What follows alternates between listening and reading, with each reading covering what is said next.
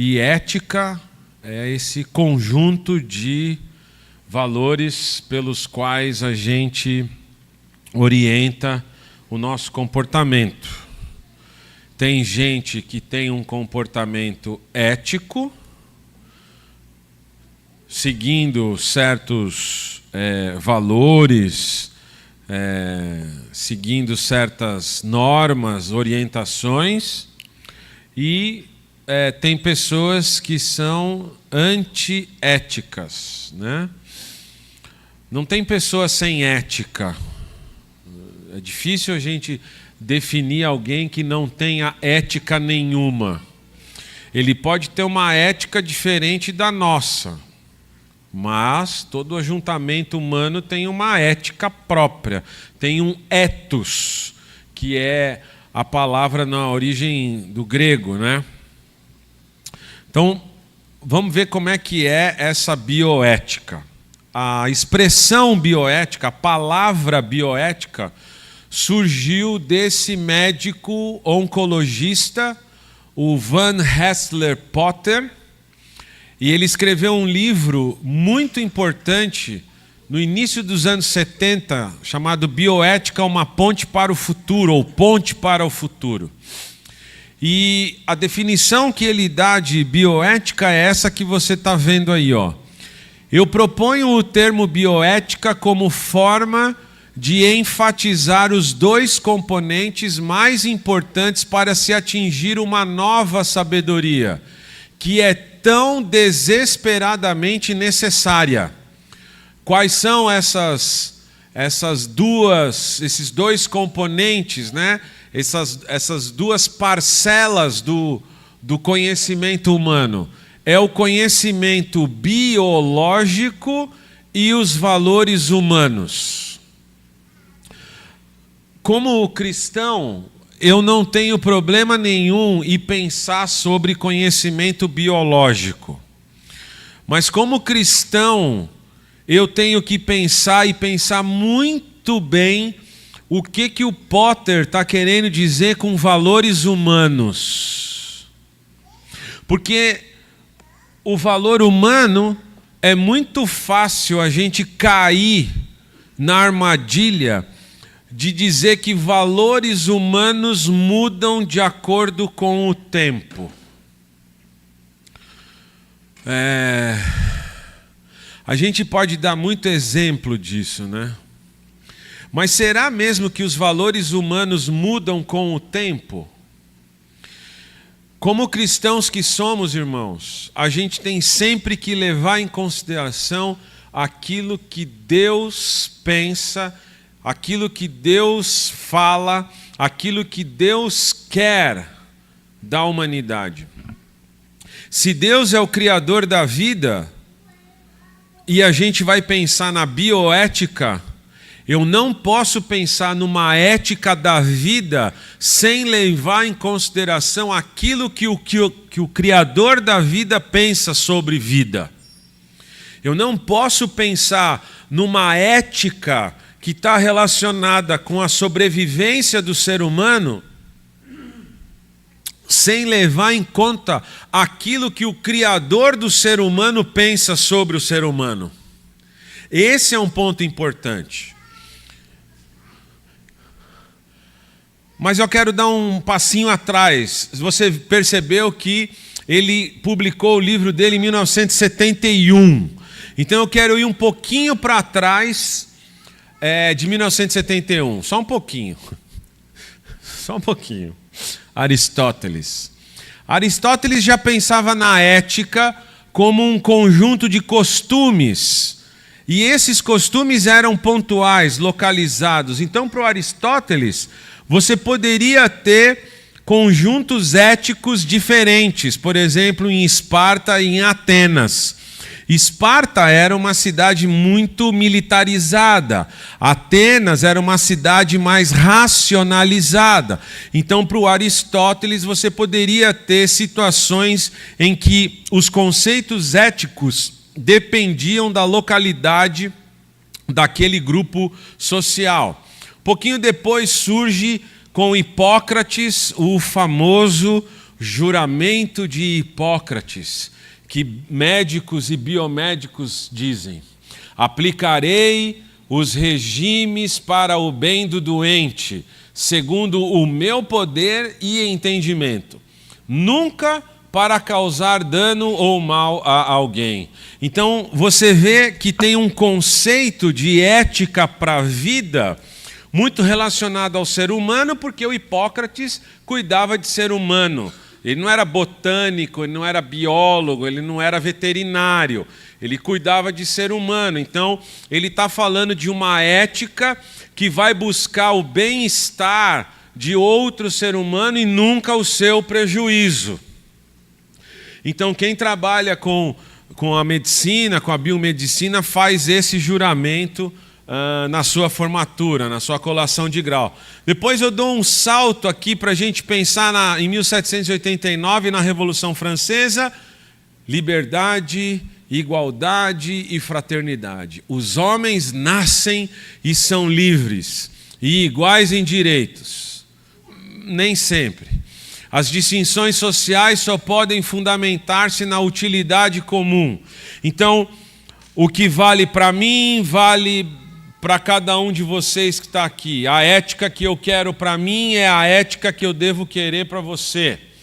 1859, nosso amigo Charles Darwin, quando ele publica A Origem das Espécies. Qual é a ética do Charles Darwin? A ética do Charles Darwin é: o mais apto sobrevive. A luta pela sobrevivência vai fazer com que um único ser sobreviva, aquele melhor adaptado. Então, entre dois leões machos que estão disputando uma fêmea, aquele macho que tem o rugido maior, a juba mais bonita, a pata mais forte, esse aí tem a tendência de ganhar de um leãozinho que não tem as mesmas características. A luta pela sobrevivência.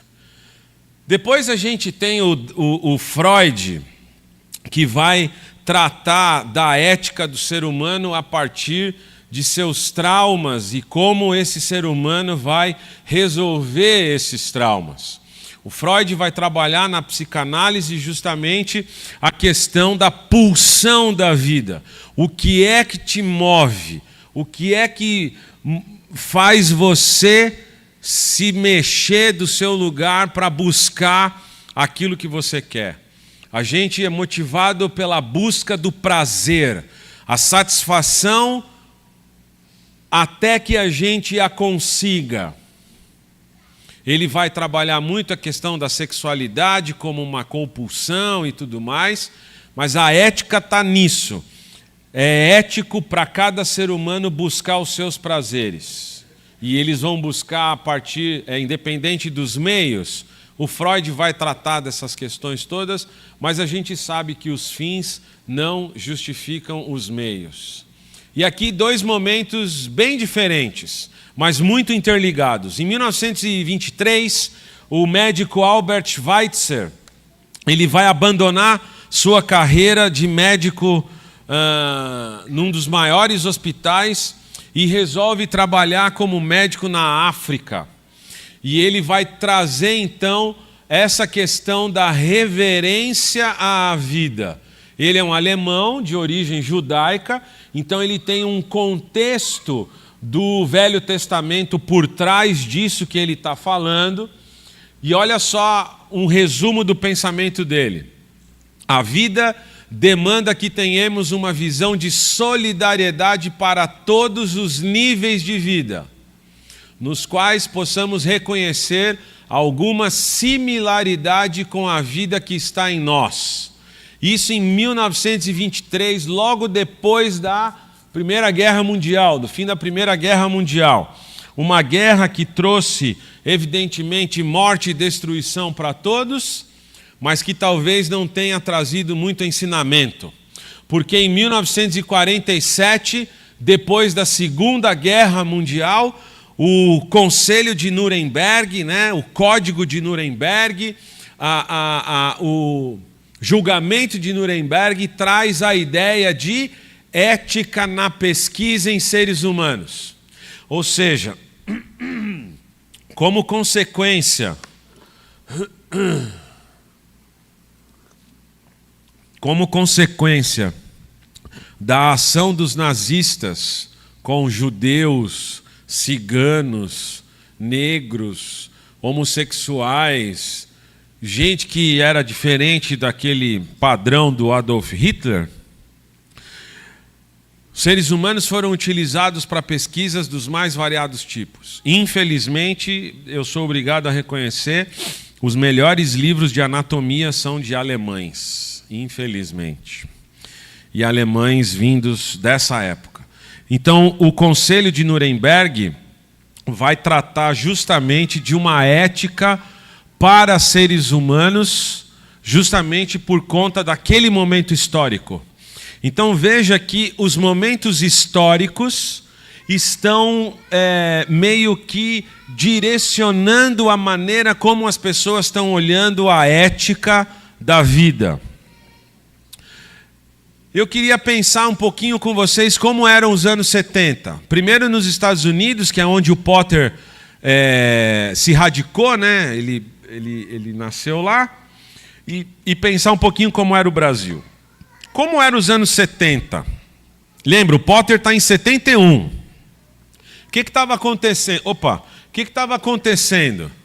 Movimento dos direitos civis. Martin Luther King e Malcolm X estão travando uma guerra contra o racismo nos Estados Unidos nos anos 60. Então, a ética vai expressar essa briga que está acontecendo entre brancos e negros nos Estados Unidos. Contra a cultura. Em 1969, tem um festival de música que fica famoso no mundo todo, que é o Woodstock. Aqueles jovens que estão brigando contra a sociedade fundamentalista americana, conservadora americana dos anos 60, rompem com tudo isso. Agora, não tem menor de idade aqui que entenda diferente. Agora a gente quer sexo, drogas e rock and roll. 1969. Os tribalistas, aqueles três lá, o Carlinhos Brown, a Marisa Monte e o Arnaldo Antunes, reviveram um pouco disso. Alguns anos atrás eles lançaram uma música que dizia: eu sou de todo mundo e todo mundo é meu. Já sei beijar, já sei namorar. Sexo, drogas e rock and roll. Eu sou de todo mundo e todo mundo é meu. Né? Woodstock.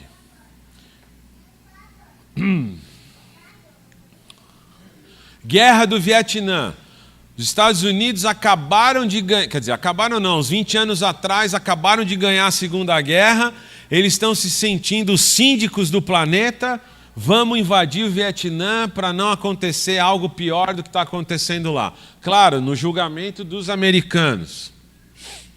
O movimento feminista ganha um apoio, ganha um impulso, ganha um empurrão muito grande com a publicação do livro da Beth Friedan, A Mística Feminina.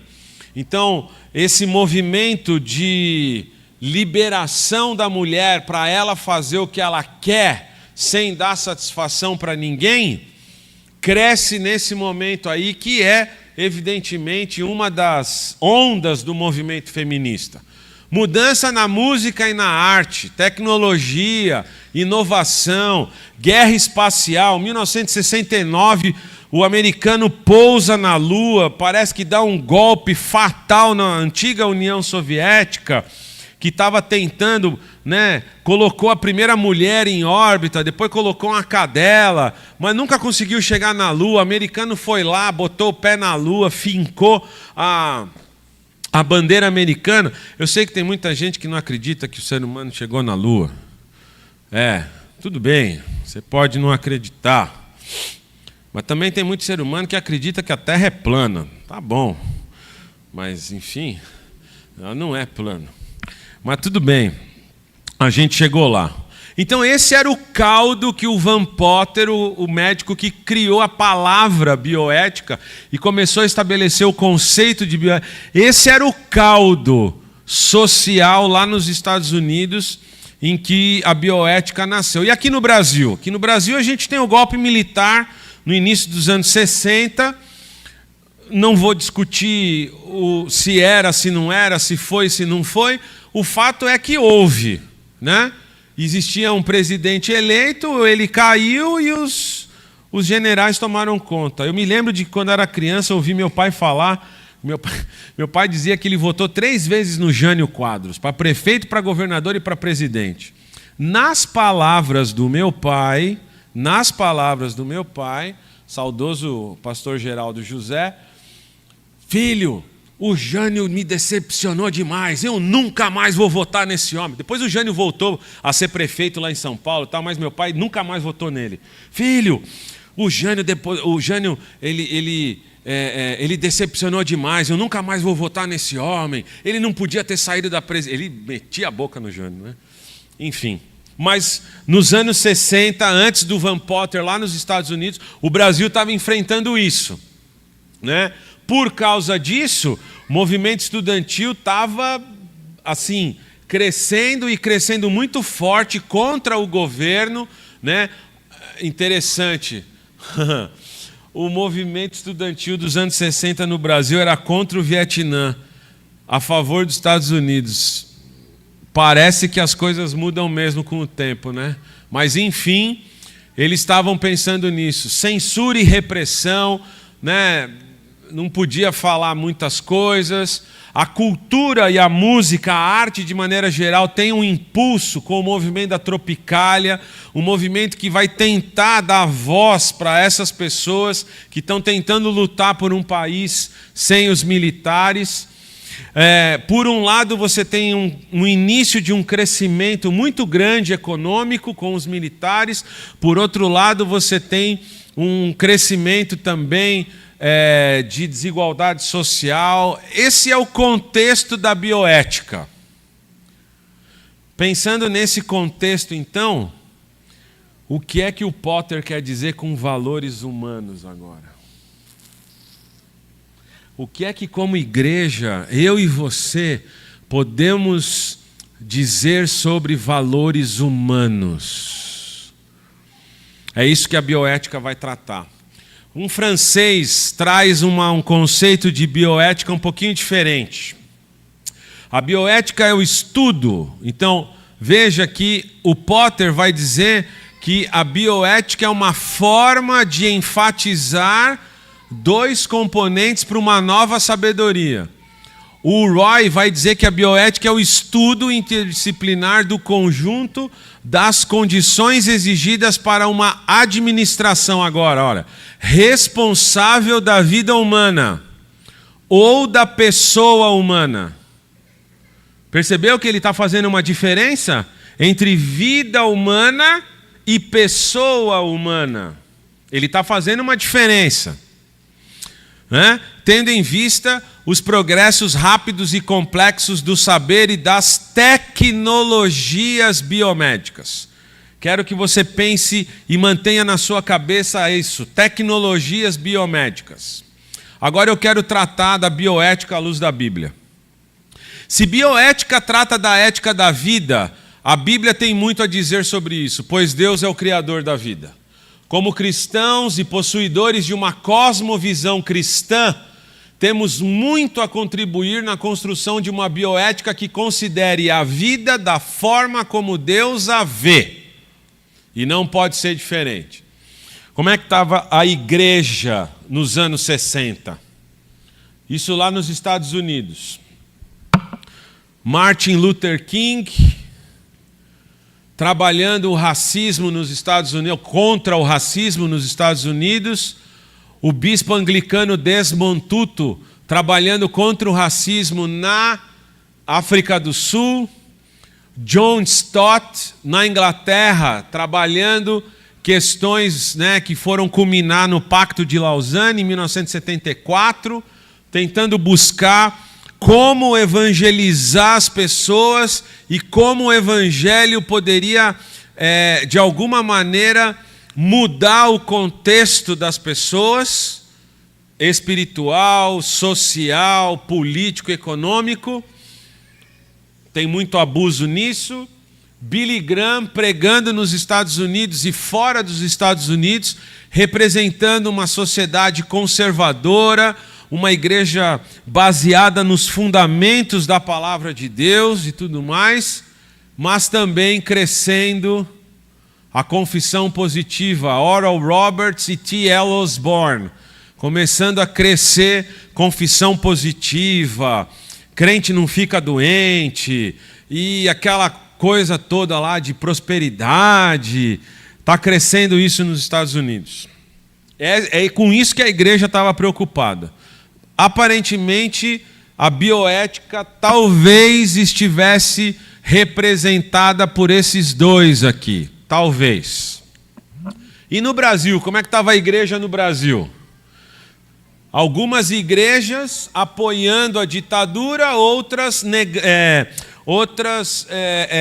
lutando contra a ditadura. Por causa disso, surgem na Igreja Católica a teologia da libertação. No Brasil, um pouco depois, surge a teologia da missão integral dentro da igreja evangélica.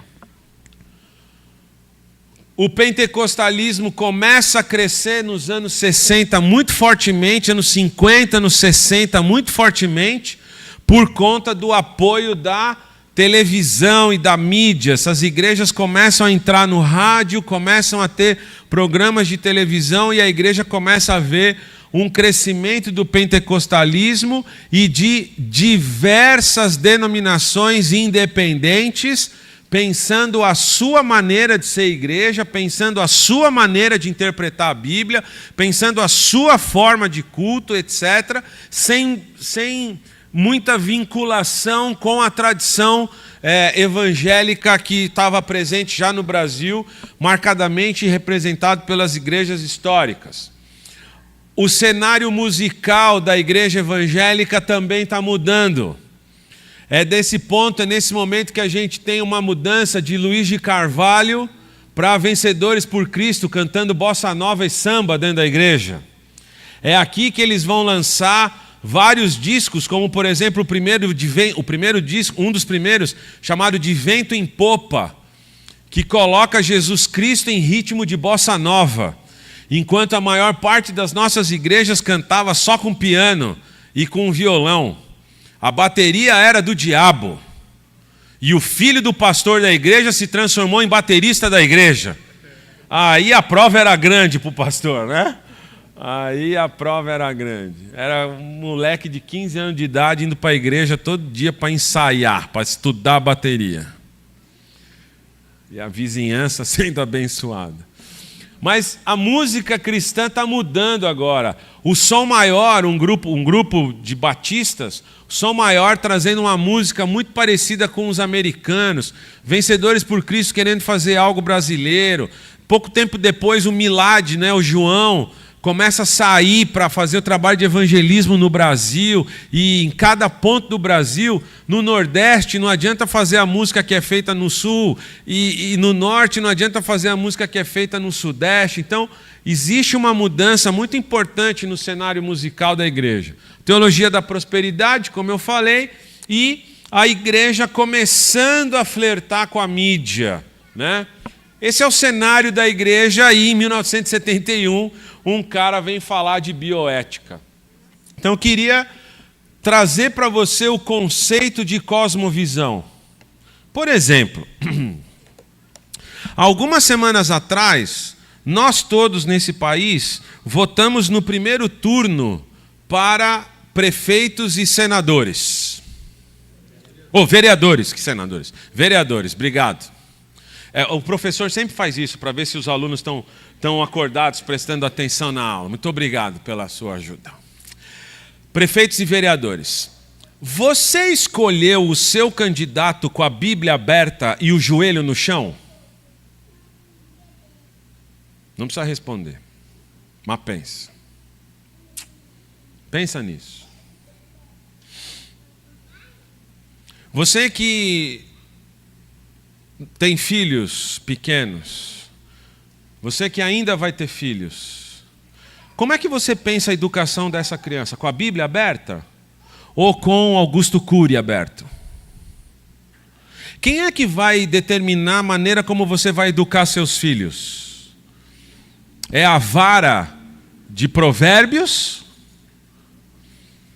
Ou é a passada de mão na cabeça dos atuais educadores? Você que ainda não casou, mas um dia quer casar, você vai escolher o seu cônjuge baseado no quê? No que a Bíblia ensina sobre casamento? Ou você vai escolher o seu cônjuge de acordo com dotes físicos, econômicos, sociológicos, beleza? Como é que, se alguém na rua perguntar para você, qual é a sua opinião sobre aborto? O que você pensa sobre origem da vida? Começa na concepção ou começa depois da concepção? O que você pensa sobre o suicídio? O que você pensa sobre a eutanásia? Tem uma pessoa em coma, a medicina não tem mais nada o que fazer, pode desligar os aparelhos dessa pessoa? O que você pensa sobre isso? O que você pensa sobre economia? Quando você for escolher a faculdade que você vai estudar, você vai escolher a faculdade com a Bíblia aberta e o joelho no chão? Ou você vai escolher a profissão pelos dados econômicos, qual que é a profissão que dá mais dinheiro, qual que é a que dá mais futuro, etc, etc. Mas cuidado, antes de você pensar que eu sou um escapista, querendo fugir desse mundo e pensar só com as coisas da Bíblia, não. Nisso eu sou igualzinho John Stott. Tem a Bíblia de um lado e tem um jornal no outro lado. Eu preciso entender a minha realidade, eu preciso entender o meu entorno, eu preciso entender o mundo em que eu vivo à luz do que a palavra de Deus mostra sobre a realidade. Eu não leio a Bíblia a partir de Charles Darwin, para a gente falar, relembrar um pouquinho da nosso primeiro encontro. Eu não leio a Bíblia a partir dos conhecimentos científicos, mas eu leio a ciência, eu interpreto a ciência, eu interpreto as evidências a partir do que a Bíblia me ensina. Porque não tem nada melhor do que a Bíblia que possa me ensinar a como viver nesta vida.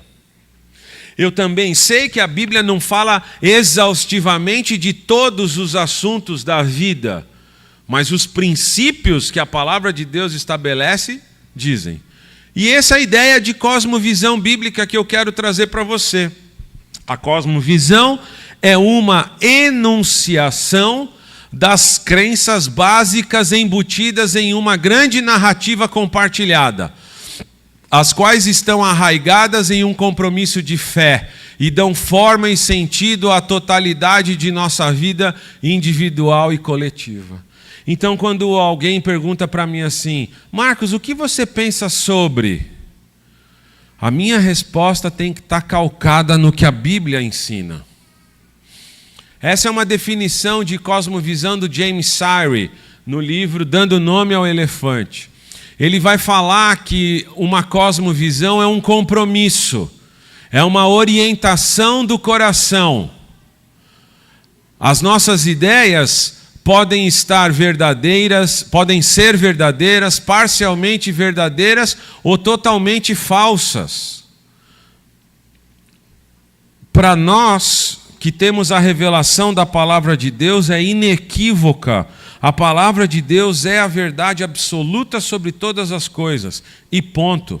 Mas alguém pode questionar a sua cosmovisão. Alguém pode falar, você está falso, você está errado. Como é que a gente reage a isso? Felipe Fontes, lá da Presbiteriana de Santo Amaro, em São Paulo, diz assim, isso mesmo. Nós não apenas experimentamos o mundo, mas nós também interpretamos o mundo. Nesse desafio de interpretar o mundo no qual nós vivemos, nós funcionamos a partir de um conjunto de pressupostos fundamentais, ou a partir de um conjunto de crenças. a respeito de um conjunto de questões básicas sobre a vida.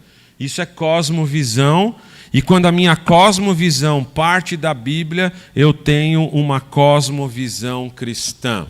Portanto, uma cosmovisão deve dar sentido, deve ter sentido, deve ser racionalmente aceita, plausível, não deve ser incoerente. Uma cosmovisão deve ter uma relação entre o que ela diz e o que eu vivo. Portanto, a cosmovisão interfere na nossa experiência de vida. Não é um conjunto aleatório de ideias que não podem ser aplicadas no cotidiano das pessoas. A nossa cosmovisão deve levar-nos a uma prática. Deve haver uma harmonia entre o que a gente vive e o que a gente fala e o que a gente pensa. Definição de cosmovisão do David Nagel. A concepção do cristianismo como uma cosmovisão tem sido um dos desenvolvimentos mais significativos na história recente da igreja. Esse livro, ele vai trabalhar esse conceito de cosmovisão. Acompanhe aqui na parte final. Quer seja abraçado com a narrativa geral da criação, queda e redenção, o cristianismo como uma cosmovisão alcançou notável proeminência nos últimos 150 anos. Então nós partimos da narrativa bíblica de queda, criação e redenção. A partir dessas três ideias, nós vivemos a nossa vida. Portanto, entendemos como criação tudo o que Deus criou, a partir do nada, sejam elas materiais ou imateriais. Tudo foi criado por Deus. Ao desobedecer a ordem de Deus, a criação passou a viver com o pecado do ser humano. Antes do pecado, não tinha nenhum problema em se viver a relação com Deus. Mas a partir do pecado, agora existe algo que faz uma separação entre Deus e nós, que é o nosso pecado. Porém, a própria palavra de Deus nos dá o caminho para que essa relação com Deus se restabeleça. Essa relação com Deus só pode se restabelecer a partir de Jesus Cristo. Portanto, meus irmãos, quando pensamos nas coisas da vida, temos que pensar na queda, na criação, na queda e na redenção que a palavra de Deus mostra para nós. Se hoje a nossa realidade é difícil, é por causa do pecado. Mas se temos esperança de vencer essa realidade, temos por causa de Cristo. Alguns desafios atuais que eu quero pensar com vocês a partir do que a Bíblia ensina. Reprodução assistida. Esse casal está com essa criança no colo. Essa criança nasceu em 1978. Isso, 1978. Em 1969, esse casal se casou e tentou ter um filho. 1969, 70, 71, 72, 73, 74, 75, 76, 77, nada. Não conseguia engravidar. Eles eram ingleses, são ingleses. Mas, no início de 1978, eles descobrem que tem um médico nos Estados Unidos e outro na Inglaterra estudando a possibilidade de pegar um espermatozoide humano e fazer esse espermatozoide entrar no óvulo dentro de um tubo de ensaio. Nós estamos em 1978. Esse garoto aqui tem 6 anos de idade. E um médico vira para a sociedade humana e diz assim: eu vou fazer essa mulher engravidar, porque eu estou estudando um jeito dessa mulher engravidar. Ela tinha problemas hormonais e não conseguia engravidar. Por 9 anos eles tentaram. E o médico vira e fala: você quer engravidar? Eu vou fazer você engravidar. E vou fazer você engravidar do seu marido. Aí esse casal resolve comprar uma briga. Eu quero. E em julho de 1978 nasce Louise Brown, o super bebê. O bebê do tubo de proveta. Consegue imaginar? Em 1978. Sabe o que os cristãos perguntaram na época? Será que essa menina tem alma? Será que essa menina vai conseguir se relacionar com Deus? Essa menina não foi feita do jeito natural. Será que essa menina tem pecado? Será que essa menina precisa ser salva? Como é que essa menina vai viver? Ela foi feita dentro de um tubo de ensaio. Será que ela vai ter alguma doença misteriosa? Será que ela vai ter alguma doença nova? O que será que vai acontecer? Essa menina vai crescer de maneira normal? Olha a pergunta dela. Ela vai ter 2 braços, 2 pernas? O que vai acontecer com essa menina? Certamente, em 1978, se não toda a igreja, uma boa parte dela falou: não pode fazer isso à luz da Bíblia. Hoje a Louise Brown é essa moça loira, de cabelos encaracolados, mãe de uma menina. E olha que interessante, a filha da Louise Brown nasceu de modo natural. Ela foi feita no tubo de ensaio, mas a filhinha dela nasceu de modo natural. Deixa eu ver se é o próximo slide.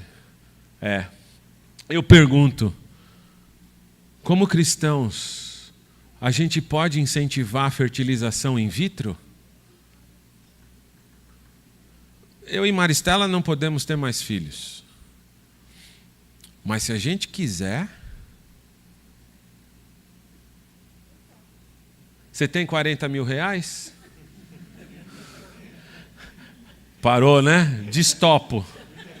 Ó, ela quer te emprestar 40 mil reais. Olha, ela levantou a mão ali, ó.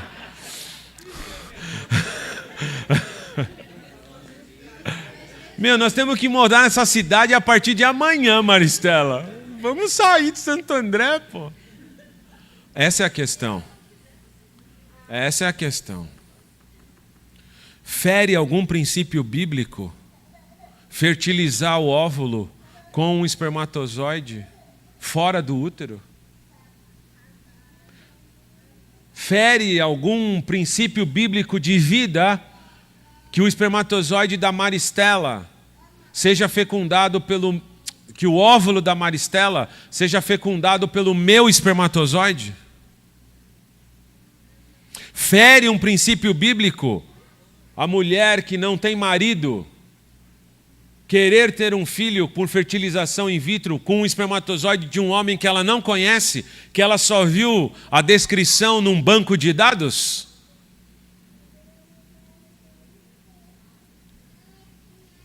Percebe que entre o branco de um lado e a cor preta do outro lado tem umas paleta de cores aí bem complicada? A ordem do crescei-vos e multiplicai-vos foi interrompida para alguns casais por causa do pecado. O espermatozoide é de má qualidade, o útero tem problema, o cara não consegue manter a relação sexual adequadamente até o final, por causa de todas as mazelas que o pecado trouxe. Mas agora tem um médico que pode fazer o crescei-vos e multiplicai-vos voltar a acontecer. A Bíblia nos autoriza a fazer isso. É isso que a gente tem que pensar. Clonagem. Vocês devem se lembrar de uma ovelha chamada Dolly. Não do refrigerante. A ovelha. Essa ovelha aí é a Dolly. Está empalhada. Ela morreu. Mas essa ovelha Dolly foi feita como? Aula de biologia para vocês, bem facinho. E o tempo está passando e eu estou sabendo disso. Vamos lá, ó. Aqui tem uma ovelha normal, sei lá, tinha acho que 8 ou 10 anos de idade. Os caras tiram a célula, uma célula da ovelha. Dentro da célula tem o núcleo da célula. Dentro do núcleo tem o código genético dessa ovelha aqui. Aí eles pegam uma outra ovelha, só que tira o óvulo dessa segunda ovelha. Tira o núcleo desse óvulo e coloca o código genético dessa primeira ovelha aqui dentro. Aí pega essa célula, bota na ovelha e essa ovelha fica grávida. Alguns meses depois nasce uma ovelhinha com o mesmo código genético dessa aqui, ó. Então essas duas ovelhas são idênticas geneticamente. Essa aqui é um clone dessa aqui. A palavra clone significa isso, igual. É assim que a ovelha Dolly foi feita. E aí, crente? Podemos fazer isso? Domine o homem sobre os animais. Ordem de Deus para Adão e Eva. E aí? Deixa eu te dar um dado. Essa ovelha é o experimento número 272. Porque 271 tentativas, todas frustradas. As ovelhas não nasciam, quando nasciam e morriam, eram mal formadas, etc, etc. Mas no experimento número 272, funcionou. E fazer uma cópia do ser humano, hein? Ovelha é mamífero, nós somos mamíferos.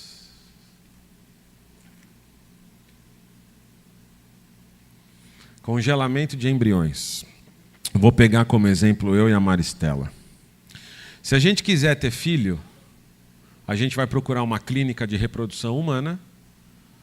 O médico vai falar, ó, as condições são essas, você vai tomar um monte de hormônio para fabricar bastante óvulo, eu vou tirar seus óvulos, uns 5, 6, até 10.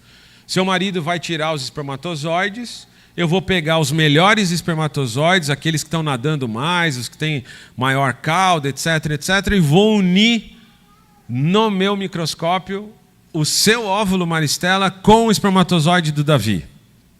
Ela me chama de Davi, que é meu segundo nome. Eu sou o Marcos Davi. Muito bem. Doutor, quantas vezes você vai fazer isso? Eu vou fazer 5. Nossa, mas doutor, mas eu não tenho dinheiro para ter 5 filhos. Não tem problema. A gente vai colocar uns 3 só na Maristela e os outros 2 a gente congela.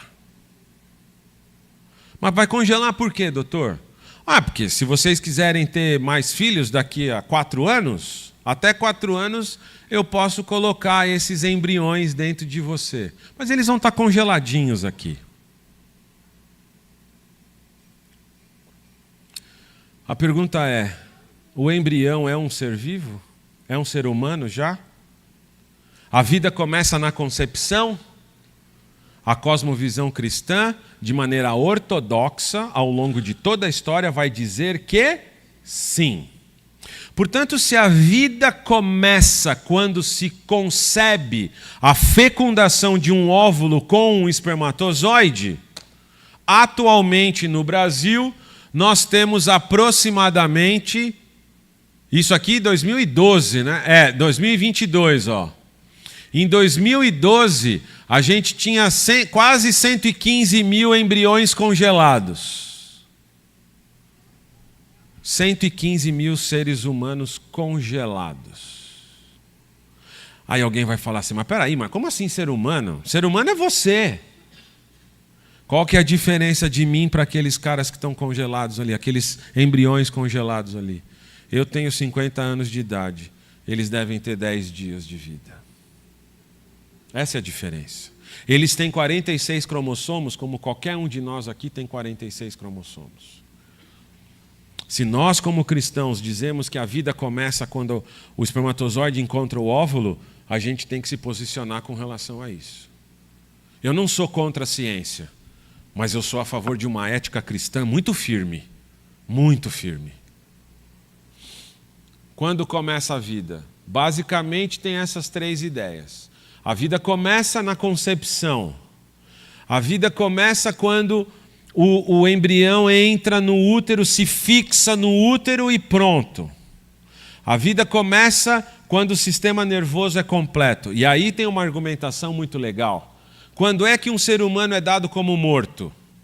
Quando cessa a atividade cerebral. Portanto, por tese, quando é que começa a vida de um ser humano? Quando a atividade cerebral começa. Lá pela 20ª semana. Pouquinho antes, talvez. Tá bom. Com a devida vênia do pastor Gerson, eu quero fazer um exercício imaginativo com vocês. Quero propor que eu e você agora, nesse exato momento, estamos atrás da porta da casa de Maria. Ela não sabe que a gente está lá, mas a gente está atrás da porta. E a gente vê um ser angelical descendo, chamando por Maria, e a gente vê a conversa de Gabriel com Maria.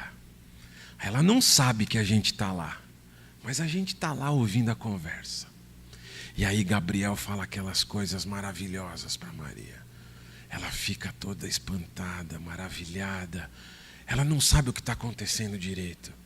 E ela vira para o anjo e fala: mas como é que isso vai acontecer? Eu ainda não casei? O Espírito Santo vai descer sobre você, o Espírito Santo vai cobrir você. E o ser que vai ser gerado em você vai ser gerado pelo Espírito Santo. Aí ela tem aquele canto maravilhoso, minha alma engrandece ao Senhor, e o anjo vai embora. Aí a gente está atrás da porta, Maria não sabe, nem o anjo percebeu que a gente estava lá. Anjo não é onisciente, ele não sabia disso. Anjo não é onisciente não, tá? Aí a gente olha no relógio. 5h29. O anjo acabou de ir embora. Eu pergunto: Maria está grávida? De um ser humano ou de um amontoado de células? Essa é a pergunta que, como crente, nós temos que fazer para essa sociedade que odeia a palavra de Deus e que odeia Cristo. Mulher, se você soubesse identificar o primeiro segundo em que você ficou grávida ou que você vai ficar grávida, deixa eu te falar uma coisa, você não vai ficar grávida de algo que não vai ser humano. Você vai ficar grávida somente de um ser humano, seja ele com uma célula só, ou seja este ser humano depois de 9 meses com 70 trilhões de células. Não tem possibilidade nenhuma de um ser humano engravidar de algo que não seja ser humano. Entende o que eu quero dizer? Como cristãos, meus irmãos, a gente não pode defender outra coisa que não seja a vida na concepção. Portanto, se você quer fazer uma fertilização in vitro, faça de 3 óvulos fecundados e coloque os 3 óvulos dentro de você. É só uma sugestão que eu estou dando. Eu não sou palavra final nisso. Mas, por favor, não cogite a ideia de congelar embriões. Você que é homem, não permita que alguém à sua volta pense dessa maneira. Você não pode congelar seres humanos. A nossa capacidade de manipular a vida não pode ir tão longe. A gente não pode viver afastado de uma ética divina, de uma ética bíblica. Tu criaste o íntimo do meu ser e me teceste no ventre de minha mãe. Eu te louvo porque me fizeste de modo especial e admirável. Tuas obras são maravilhosas, disso tenho plena certeza. Quando é que Davi estava no ventre de sua mãe? Desde quando Davi foi concebido. Não uma semana depois, não 10 dias depois. Entende o que eu quero dizer? Meus ossos não estão... eu te louvo porque me fizeste de um modo especial e admirável. Tuas obras são maravilhosas. Disso tenho plena certeza. Parece que Davi está sendo meio arrogante, né? Davi está falando dele. Senhor, o Senhor me viu no útero da minha mãe. Aí Davi fala assim: as tuas obras são maravilhosas. Parece que ele está meio arrogante, né? É porque eu e você somos a excelência da criação. É isso que a Bíblia ensina. Eu e você temos uma dignidade que a ovelha dole nunca vai ter. Entende o que eu quero dizer? O que eu posso fazer com animais, eu não posso fazer com humanos. Mas isso não significa que eu posso ir lá e imprimir dor, sofrimento no animal. Não. Mas o ser humano tem uma dignidade que o cachorro que você ama, que você cuida na sua casa, não tem. Entende o que eu quero dizer? Lá em casa as gatas não podem comer melhor do que eu. Alguém depois fala isso para Maristela, por favor. Brincadeira, a Maristela faz comida para mim mais gostosa do que... Bom, para as gatas nem faz comida, porque a comida já vem pronta, né? Para mim é que ela faz a comida. Mas entende o que eu quero dizer? Não tem problema você amar o seu pet. Nenhum problema. Mas seu pet não é seu filho. Para a Maristela é. Eu amo aquelas gatas. Eu não queria ter gato, hein? Eu não queria ter. Meus ossos não estavam escondidos de ti, quando em secreto fui formado e entretecido como nas profundezas da terra. Irmãos, este cristão, cientista, biólogo, este cidadão que vos fala, defende a vida na concepção, inclusive baseado sobre esse texto. E na historinha fictícia que a gente ouviu Gabriel conversar com Maria. Doação de órgãos. Crente pode ser a favor da doação de órgãos? Acho que pode, né? Acredito que sim. Posso colocar uma situação bem limítrofe agora? Seu filho precisa de uma doação de coração e não tem coração compatível. O seu é. Eita! Isso vocês perguntam para o pastor Gerson a partir de amanhã, tá? Desculpa, eu quero só colocar a situação limite para você ver as implicações que a gente tem que ter na nossa vida com a Bíblia aberta. Você morreria por Cristo? Você daria a sua vida pela causa do Evangelho? Se o cara chegar para você e falar, ou é Cristo ou é a sua cabeça, o que a gente faria? Deus tenha misericórdia de nós. A gente tem doação de fígado, coração, córnea, rim, pulmão, pâncreas, doação de pele, tem doação de tudo. O melhor animal para isso é o porco. Eu posso pegar um fígado, coração, córnea, rim, pulmão de qualquer outro ser humano e botar em mim. Mas nem todos os seres humanos são a favor da doação de órgãos. A gente sabe disso. Bom, a medicina precisa ir atrás, cara. A medicina precisa resolver esse problema. Meu Deus, 53 minutos já. A medicina precisa resolver esse problema. Como é que a medicina resolve? O animal mais próximo, mais parecido com o ser humano é o porco. Aí eu tenho que te fazer uma pergunta. Você topa receber um coração de um porco dentro do seu peito? Mas, presta atenção, não é qualquer jeito. Não é ir lá na fazenda da Sadia, pegar um porco, cortar e botar no seu peito. Olha que legal. A gente modifica o código genético do porco para o seu corpo não recusar o coração de um porco. A gente engana o teu corpo para pensar que aquele coração é seu. A gente manipula o DNA do porco para ele não atrapalhar o seu DNA. A gente faz um porco com coração humano, engravida uma porquinha, depois de alguns meses esse porquinho nasce e tem um coração para você. Será que a gente daria um glória a Deus por causa disso? Mas um glória a Deus, uma picanha suína bem maciazinha, Ó, tem até subiu agora aí. Com umas fatias de bacon envolvidas nessa picanha suína, você dá glória a Deus e até agradece, né, bonita? Aí, olha lá, mais um que gosta de limão na carne, Maristela, igual você. E aí?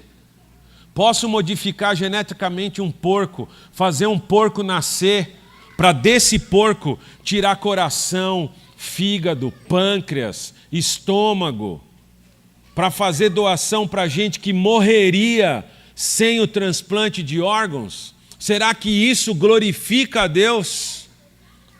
Transformar um porco num supermercado de órgãos? Ou você acha que você não vai pagar por isso? Hã? Quer saber? USP já tem esse biotério de porcos manipulados geneticamente.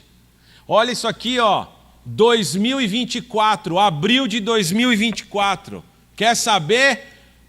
Aqui, ó, janeiro de 2024, o cidadão estava na mesa da morte, sofreu um transplante de fígado de porco.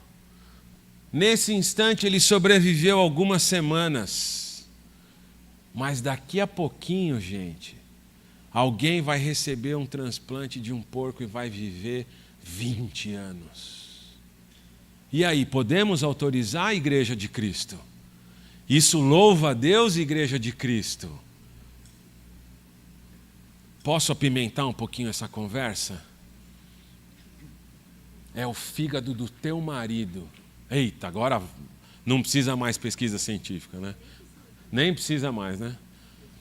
É o fígado do seu marido. É o seu coração. É você que está na fila da espera. Podemos fazer isso, Igreja de Cristo? Estou trazendo para você o que a ciência é capaz de fazer. E estou colocando para você como é que eu e você, como Igreja de Cristo, nos posicionamos nessa sociedade na qual nós vivemos. Olha aí, americanos realizam o primeiro xenotransplante de rim em paciente vivo. 6 meses depois, esse cidadão faleceu. 6 meses. 6 meses. Puxa vida, fazer um transplante de um golfinho seria bem mais bonito, né? Mas do porco. Do porco. Misericórdia, né? Eutanásia. Aqui é difícil, irmãos. Eutanásia. No Brasil, a eutanásia é considerada crime. Eutanásia é você forçar a morte de uma pessoa que não tem mais diagnóstico de cura. Permite-se, então, porém, segundo o Conselho Federal de Medicina, permite-se a ortotanásia como forma de garantir mais autonomia para os sujeitos que se encontram na fase final de suas vidas. Ortotanásia significa a morte correta, ou seja, a morte pelo seu processo natural. Na ortotanásia são administrados remédios para que o paciente não sinta dor, não tenha sofrimento por causa da morte. Mas nada é feito para o prolongamento da vida. Não se dá remédio para o corpo voltar a funcionar de maneira normal. Orto significa correto. Então, ortotanásia é a morte correta. O corpo vai por ele mesmo andar até a morte, se conduzir até a morte. E isso a lei permite. E aí, Igreja de Cristo? E aí? Essa é a sociedade na qual a gente está vivendo. Essa é a sociedade que a gente está vivendo. Como é que eu e você vamos responder a essa sociedade? Eu conheço a história de um homem, 75 anos de idade, diagnóstico de câncer na cabeça. Tinha já um tumor de pele, um câncer de pele, teve metástase e foi para o cérebro. Parou de andar, parou de mexer os braços, mal conversava. Diagnóstico de câncer no cérebro, incurável. Não é operado. Só dá para fazer radioterapia. quimioterapia não resolve o seu problema. Demorou para encontrar o diagnóstico. O câncer já estava em várias áreas cerebrais. Vamos fazer a radioterapia. Tira ele da cama, põe na cadeira de rodas, leva até o carro, tira da cadeira de rodas, bota no carro, chega na clínica, tira do carro, bota na cadeira, põe na clínica, 10 segundos de radioterapia, faz tudo contrário. 30 sessões. Esse senhor falou na quinta sessão, não quero mais, não aguento mais, eu estou sofrendo. E aí, Igreja de Cristo, o que você faz? Você tem um Deus que faz milagres. Inclusive, Deus faz milagres através do médico. Mas o médico chegou e falou assim: Senhor, não tem cura, nós vamos ter que fazer isso, mas nós só vamos prolongar a sua vida. Esse senhor vira para a família e fala: não quero mais, estou sofrendo. E o que você faz, Igreja de Cristo? O que você faz? Nós temos que responder a essa sociedade que usa a ciência para benefício próprio e glória própria. Mas a Bíblia diz que Deus não divide a sua glória com ninguém. O que é que a gente faz nessas situações, igreja? Brasileira com dor rara quer buscar eutanásia no exterior. Essa brasileira tem 27 anos de idade. Com 16, ela foi diagnosticada com uma inflamação no nervo trigêmeo. Começa aqui e se irradia até a região mediana da mandíbula. Essa dor na medicina é chamada de a dor da morte. Desde os 16 anos, ela luta com essa dor. E agora, aos 27, ela quer o direito de viajar para a Suíça e na Suíça ter a sua eutanásia. E aí, Igreja de Cristo, como é que você e eu respondemos a isso? Eu sei como a gente responde a isso. Eu e você não somos donos da nossa vida. Ainda que em situações limítrofes, você chegue para sua família e fala: eu não aguento mais. Saiba que você não é dono da sua vida. Eu não posso dispor da minha vida a meu bel prazer, porque minha vida não pertence. E se eu sou casado, é pior ainda. Pior ou melhor, não sei. E se eu sou casado, para mim, a decisão tem que ser mais fácil de ser tomada. Porque se eu sou... Não pode usar isso contra mim, tá? Porque se eu sou casado, a Bíblia me manda ser igual a Jesus Cristo, que não teve por usurpação ser igual a Deus, mas sendo Deus se fez homem até a morte e morte de cruz. A Bíblia não admite um amor do marido menor do que esse.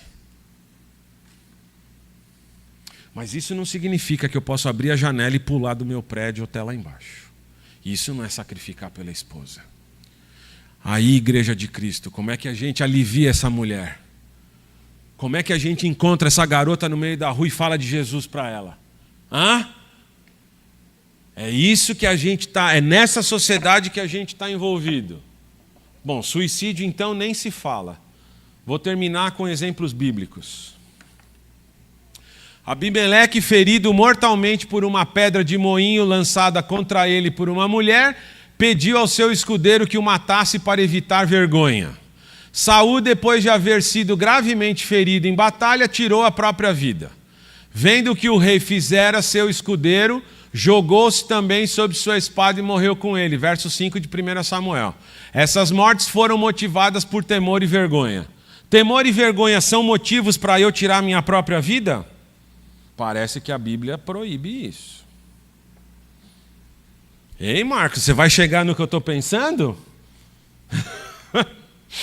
Aitofel, um dos conselheiros de Absalão, enforcou-se depois de saber que o rei rejeitara seu conselho. Zinri tornou-se rei depois de um golpe de estado, mas ao perceber que o povo não apoiava, foi à cidadela do Palácio Real e incendiou o palácio em torno de si e morreu. Essas mortes foram motivadas por baixa autoestima. Baixa autoestima é motivo para eu tirar minha própria vida? A Bíblia parece condenar esse tipo de atitude. Judas ficou tão desorientado emocionalmente depois de haver traído Jesus que acabou se enforcando. Azar do Judas. Ele foi... Eu estou numa igreja presbiteriana, eu posso falar isso. Ele foi predestinado a ser o traidor de Cristo. E mesmo se eu não estivesse na igreja presbiteriana, eu ia falar isso do mesmo jeito. Não tem problema nenhum. Outro dia a gente foi numa igreja batista lá em São Bernardo, me falaram para falar sobre o calvinismo. Numa igreja batista. Eles queriam esse tipo de coisa. Aí me chamaram. Foi mó legal. Falei dos 5 pontos que eu saí de lá, ó, transbordando de alegria. Judas cometeu suicídio. E é óbvio que Judas não é exemplo para ninguém. Nossa, Marcos, você vai chegar no que eu estou pensando? Sansão tirou a própria vida e a de muitos proeminentes inimigos ao fazer com que um edifício todo ruísse. E parece que Sansão não foi condenado por isso, porque Sansão está no capítulo 11 de Hebreus sobre os heróis da fé. Marcos, o que você está falando? Depois do terremoto, o carcereiro de Filipos pensou que os prisioneiros haviam fugido e tentou se matar por temor, mas Paulo convenceu-o a não fazê-lo. É isso que eu estou falando. Sansão, apesar de estar na galeria da fé, não é seu exemplo a ser seguido. O seu exemplo a ser seguido é Jesus Cristo. Mas Jesus Cristo morreu em favor do seu povo. A sua morte não vai ser em favor de ninguém. Por favor, não cometa isso. E ajude quem está pensando isso a não fazê-lo. Mas eu e você somos cristãos. E a gente tem que responder à sociedade que a gente vive. A gente não pode se calar com relação a isso. Resumo de tudo que eu falei até agora, e falei muito de novo, perdão, Felipe. Você tem que pensar a sua vida com a Bíblia aberta. O que a Bíblia diz, eu digo. No que a Bíblia se cala, eu me calo. No que a Bíblia autoriza a pensar de uma forma, eu vou estudar bastante a Bíblia para saber de que forma eu tenho que pensar. A nossa cosmovisão é determinada pela Bíblia, e não pelo movimento, e não pelo momento. Muito obrigado pela sua atenção.